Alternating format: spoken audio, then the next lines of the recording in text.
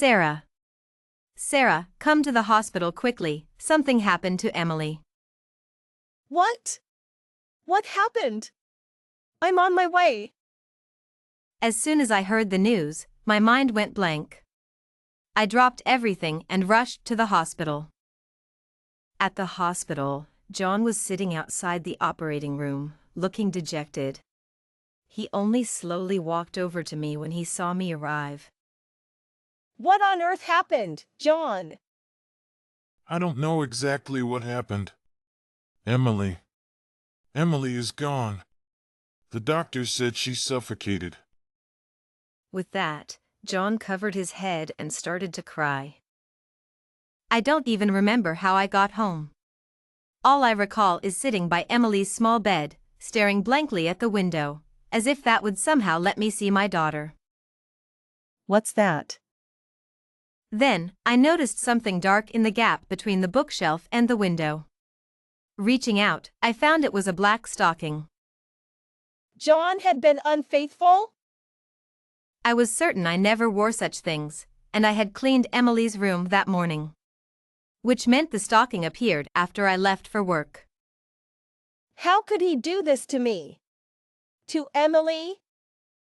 In that instant, anger surged through me like a wild beast, consuming me. I went to the desk, opened the computer, and pulled up the surveillance footage from the nursery.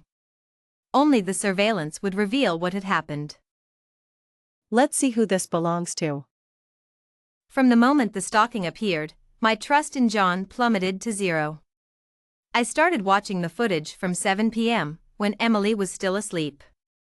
Around 7:30, Emily suddenly woke up and began to cry. Emily, my poor baby. Her cries pierced my heart like needles. Tears streamed down my cheeks, and the pain spread through my body, making even breathing hurt.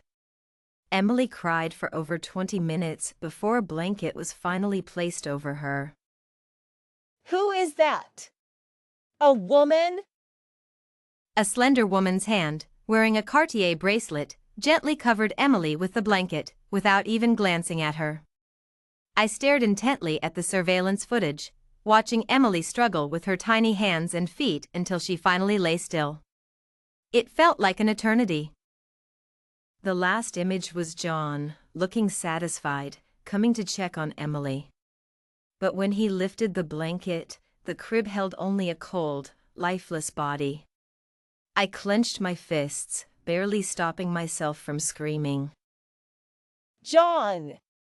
How could you? When I came to, my arms were covered in blood. But I felt nothing, like a puppet devoid of emotions. Or maybe I was just numb. John had been unfaithful, and Laura had caused my daughter's demise. Why should I bear all the suffering while those two continued their lives unscathed? It wasn't fair, not at all. I need evidence.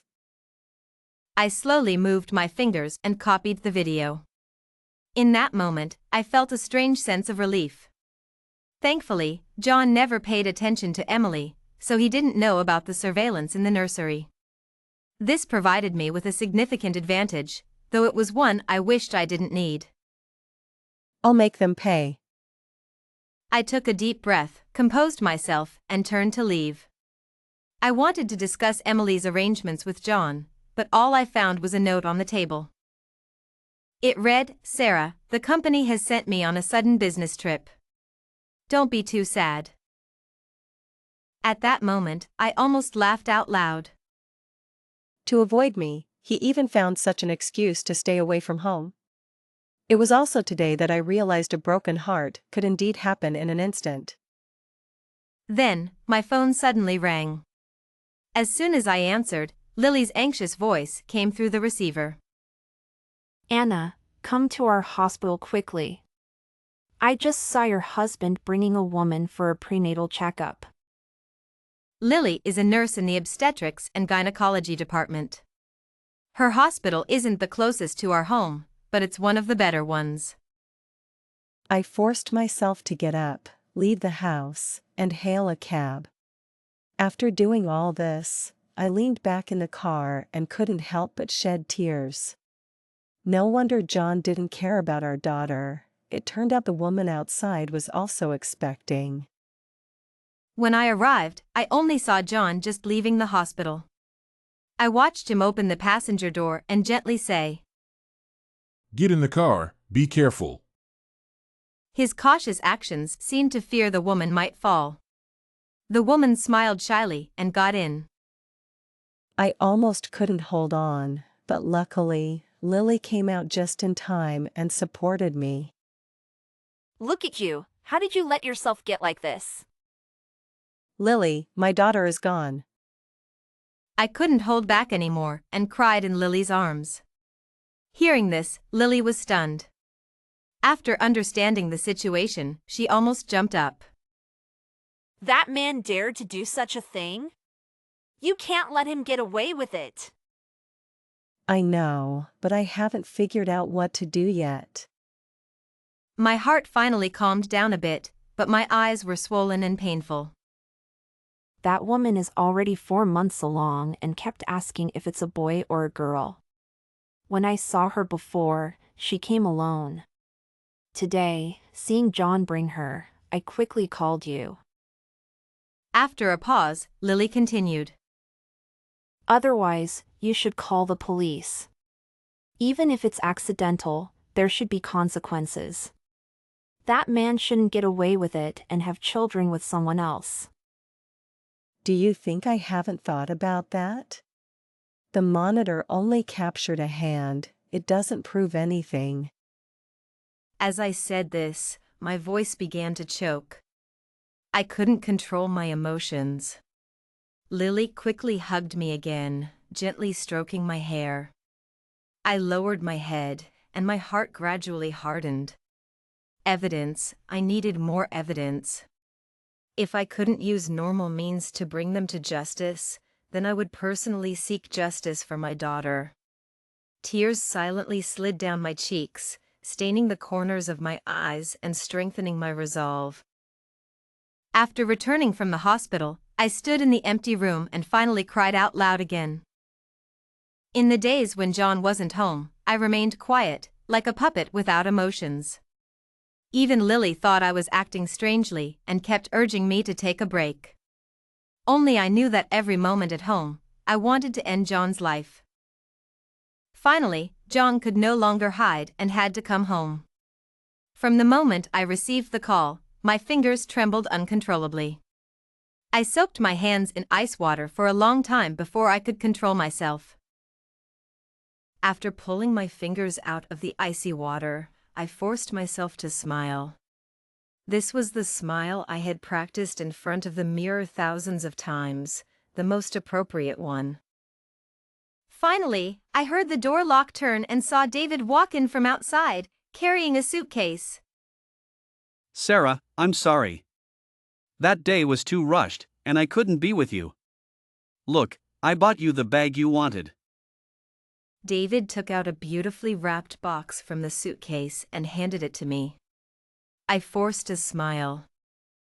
When I mentioned wanting this bag before, David always brushed me off. I didn't expect him to be so generous this time, trying to exchange a bag for my daughter's life. But I didn't show my hatred, trying my best to act like a happy woman receiving a gift. Sure enough, David visibly relaxed when he saw my reaction. As long as you like it, Sarah. I'm a bit tired today. Wait a minute, David. I've been thinking, maybe we should have another child. I quickly lowered my head, clearly looking shy. David's face instantly lit up with a huge smile, and even his gaze softened. For a moment, it felt like we were back in the early days of our relationship.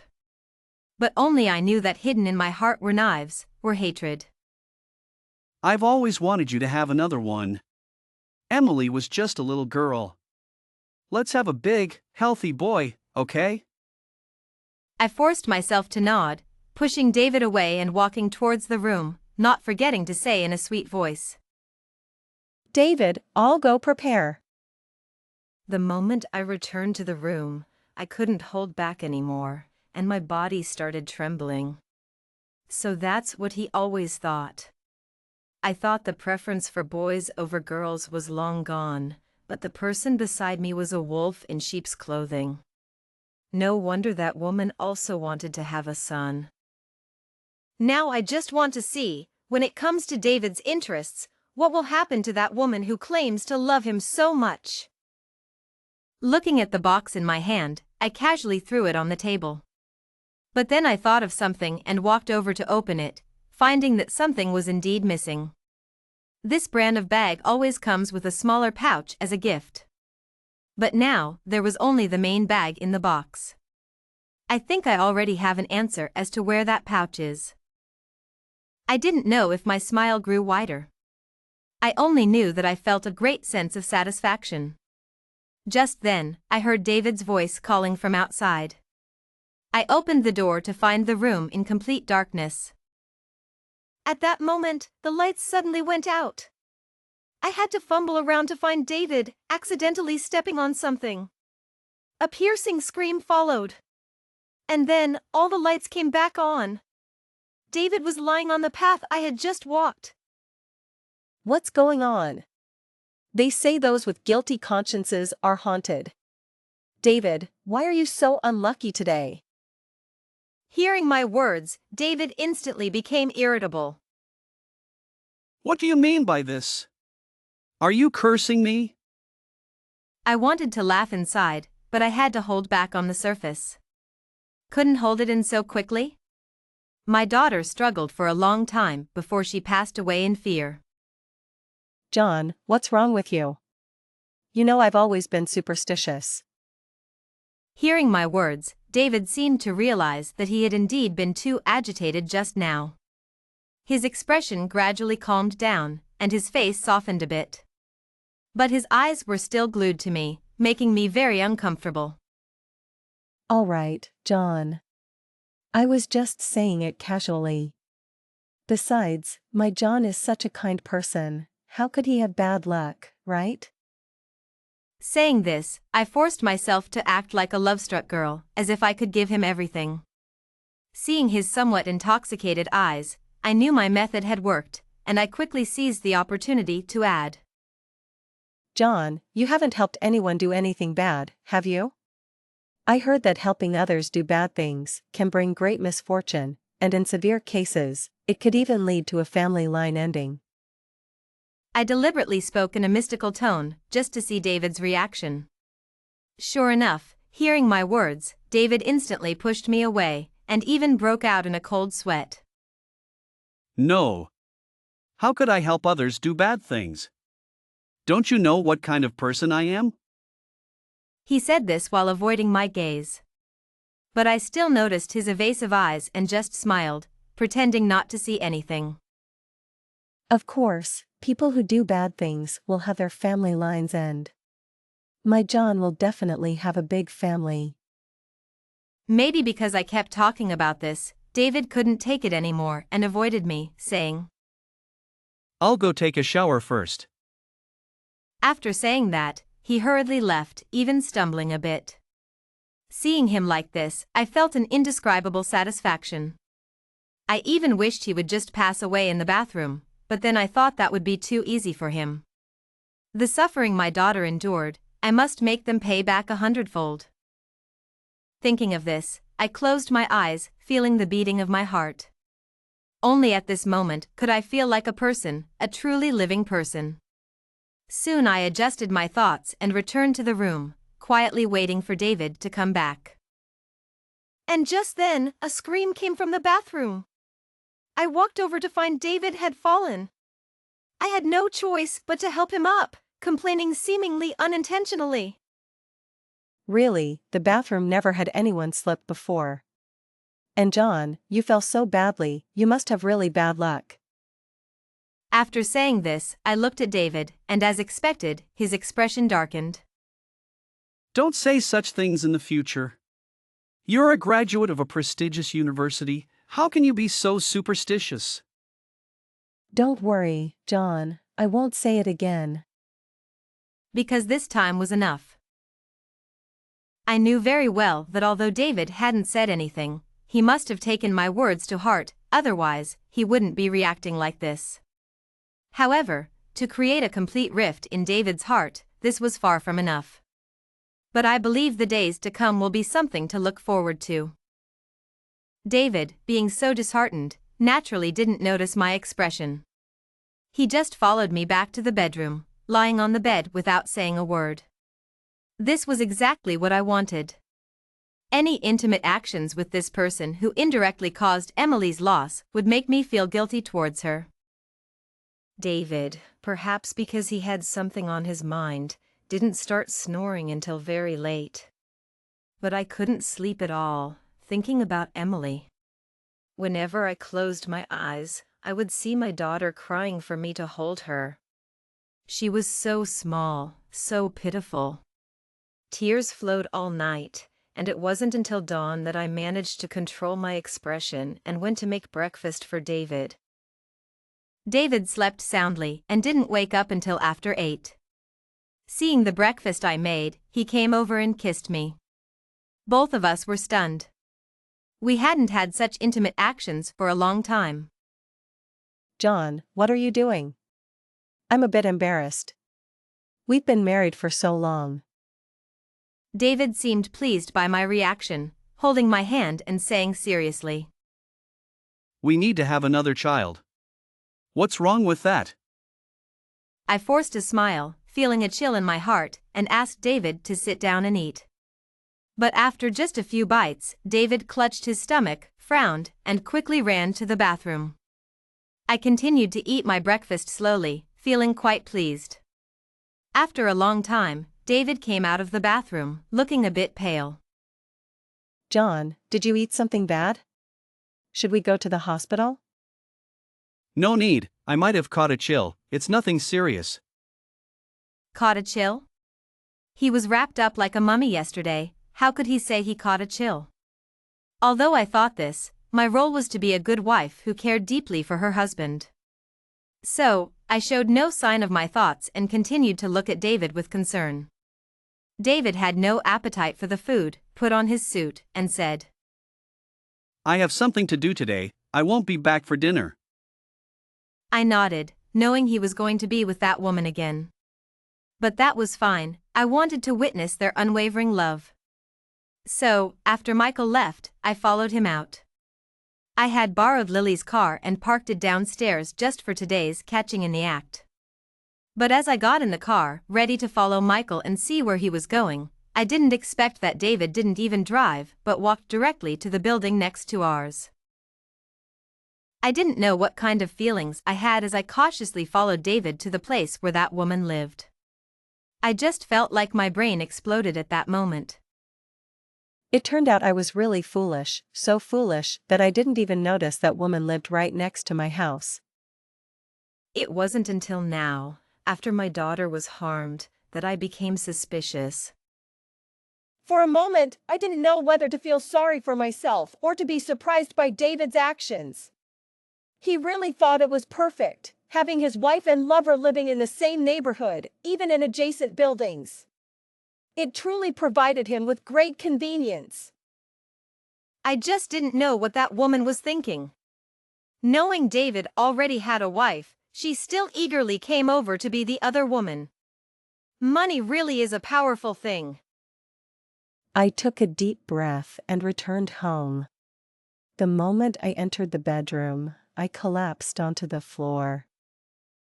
After a long time, I pulled myself together, took out a backup phone I had bought earlier, and opened the monitoring software. Suddenly, David's voice came through. Don't worry, my heart is all yours, and you're carrying my son. It's so annoying. Is that old woman at your house bothering you?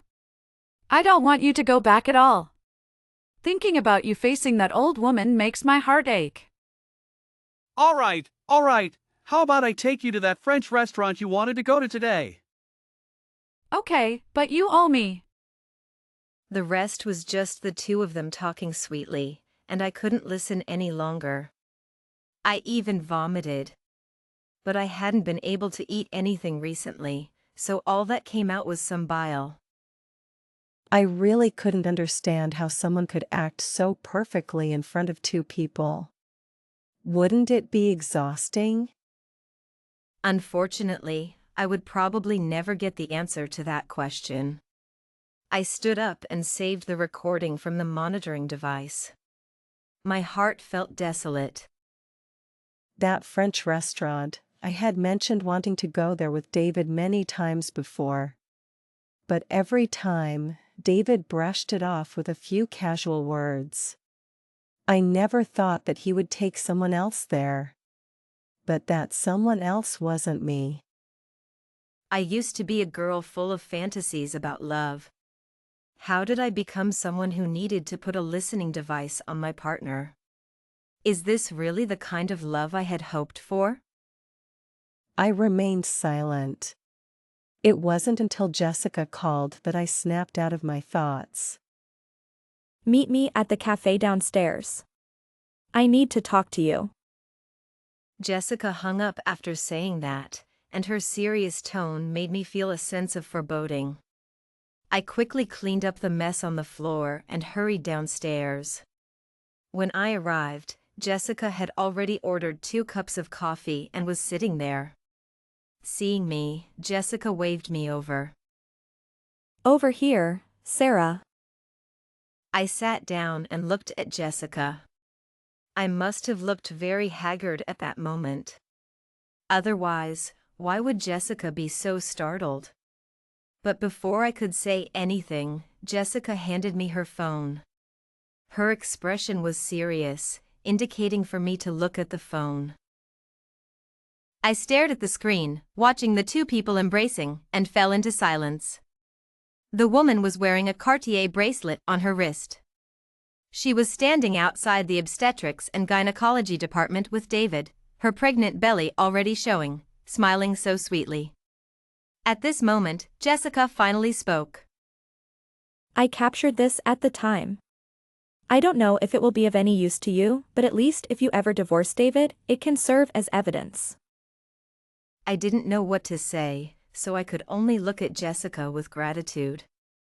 But as I looked at her, I couldn't control myself and tears started falling again. Seeing me like this, Jessica was also at a loss and could only keep comforting me. It's okay, those people will get what they deserve. I silently nodded in my heart. Yes, those people will definitely get what they deserve. After saving the photos, I sat with Jessica for a while before slowly heading home. Anyway, those 2 should still be together, so no one would care what I was doing. I might as well prepare my own plan. I clearly understood what David was most worried about, and this was my greatest advantage. David didn't come back until almost 10 o'clock at night. Naturally, I had to play the role of a caring wife, so I quickly went over to show my concern. John, you're finally back? I was just thinking about whether I should go to the company to pick you up. Hearing my words, David's body instantly stiffened, and he forced a smile. Sarah, you work so hard every day. After work, you should rest well. Why come to the company to pick me up? Besides, sometimes I have to go out with clients, so I might not always be at the company. I would feel bad if you made a trip for nothing. Listening to David's words, my heart felt cold. If I hadn't heard David's conversation with that woman today, I might have really believed his excuse. The man in front of me, my college sweetheart, my husband, had been deceiving me with these clumsy lies for so many years. And I actually believed him. Lowering my head to hide my inner sorrow, I chuckled softly and said indifferently, It's nothing, you're my husband after all. I didn't know if my words touched David, but he suddenly lowered his head and gently rubbed my fingers. After a long time, he said, All right, it's late. Let's go to bed. I nodded and walked ahead. However, when I turned around, I saw David trip and fall flat on his face. I quickly went over. What's going on? Why do you keep falling? David's face changed suddenly, as if he thought of something, and he hurriedly shook his head, his voice trembling slightly. And nothing. John, are you too tired lately? Is that why you keep making mistakes? Hearing my question, David shook his head even more vigorously and said firmly, I told you I'm fine, don't worry about it. After saying that, David tried to stand up and walk inside, but unexpectedly, he slipped again and fell to the ground. This time, before I could speak, he stood up with a sullen face and asked me somewhat guiltily, Is it true what you said about bad people getting bad luck?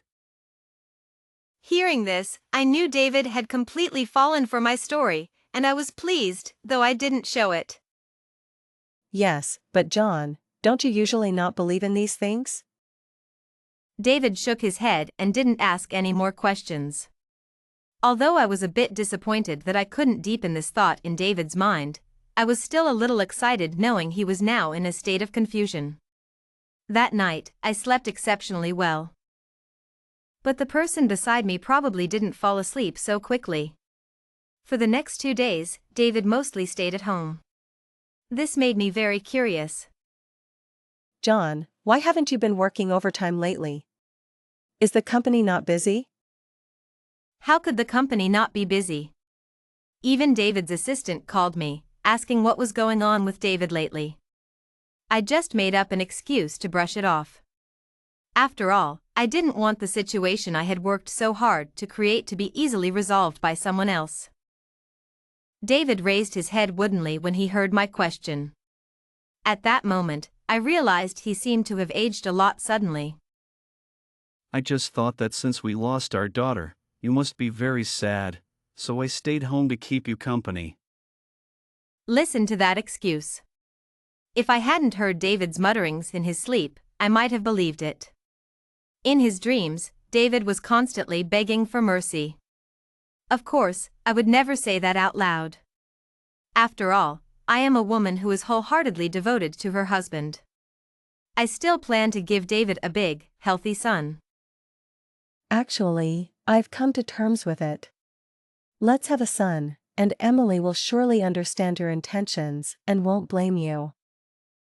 As soon as I said that, David almost fell off his chair, looking at me with a pale face. He even forgot to brush me off and directly walked towards the study. Watching David's back, I slowly calculated how long that woman could endure. After all, David hadn't visited her for a long time. But I didn't expect that woman to be even more impatient than I thought. Or maybe she felt confident because she was carrying a child. One day, I suddenly received a friend request on WeChat. When I opened the profile picture, it was a photo of that woman. I knew what she was up to, so I accepted the request. The woman didn't say anything but directly sent me a series of photos of her and David together. I thought I should feel at least a bit sad seeing these. But I didn't feel any anger, just a cold smile on my lips. Then I saved all the photos. How could I refuse such evidence delivered to my door? After doing all this, I immediately ran to David's study with tearful eyes, loudly questioning him. Why did you do this to me? Why did you lie to me? David was stunned for a moment, then panicked after a few seconds. I saw David walking towards me in a panic and shouted, You have someone else outside, don't you? David was completely stunned and just looked at me. How could that be? Did someone say something to you? Sarah, you know how much I love you. You have to believe me. I looked at the man in front of me, and this time, I couldn't even muster a smile. Such good acting, no wonder I hadn't noticed anything unusual for so long. Even if the evidence was right in front of him, he would probably still deny it. Maybe even the heavens felt sorry for me and sent me some help. At that moment, the doorbell suddenly rang. I gathered my thoughts, tried to control my expression, and walked to the door to open it. However, before I could see who it was, someone squeezed in and knelt on the ground, crying and saying to me, Sister, I'm already expecting. Please let David be with me. At that moment, I felt like all the blood in my body was rushing to my head. No matter what, I couldn't see the face of the person in front of me clearly. I know I've wronged you, but I can't let the child in my belly be without a father. If you have any grievances, take them out on me. Please let David come out and see me, okay? Before I could speak, David had already run out of the house, looking at the woman on the ground with a face full of concern. Emma, why are you making things difficult for her? She's expecting. I staggered and almost fell to the ground. I widened my eyes and looked at the man in front of me, trying to see clearly whether he was a wolf or a dog. Is this what you think of me? At this point, David noticed his own outburst and helped the woman up, whispering, No matter what, she's expecting. You can't hurt her. First, she knelt down herself. Second, you two did something that wronged me. What do you want? David, whose true face had been exposed, didn't dare to go too far and just stubbornly said, We are truly in love. True love is not a crime. Listening to his ridiculous statement, I suddenly realized that someone like him would never recognize his own mistakes. Fine, I'll let you be together. Now, please leave my house.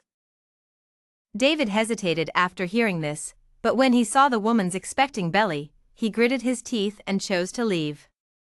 Watching their backs as they left, I slowly dialed a phone number. Then I stood by the window and watched. Just as David was helping the woman down the stairs to their little home, a car suddenly appeared out of nowhere and almost hit David. David was so scared that he collapsed on the ground. When he saw the woman coming to help him, he immediately pushed her away and ran desperately towards the elevator, leaving the woman standing there alone, not knowing what to do. I smirked and waited patiently for David to come back. Sure enough, within a minute, David appeared at the door.